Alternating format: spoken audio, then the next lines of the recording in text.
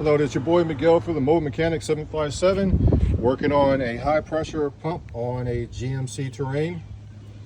My tool that I usually use did not fit, so you have to adapt, adjust, and overcome. So on this line there is a compression spring.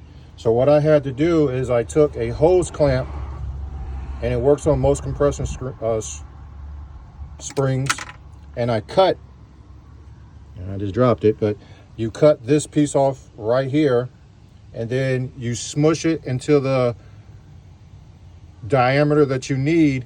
You push this forward and you push this inside, and then that fuel line will come off. Again, you cut this piece off right here because it's not going to let you go inside.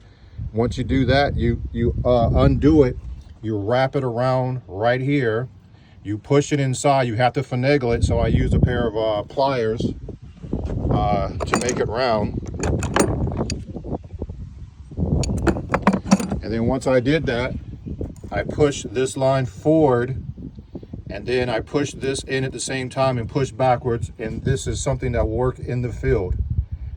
As long as you take this part off the fence, depends on how big the it could be the transmission lines that has that spring fittings on it, or it could be the fuel lines, and it worked 100%, as you can see.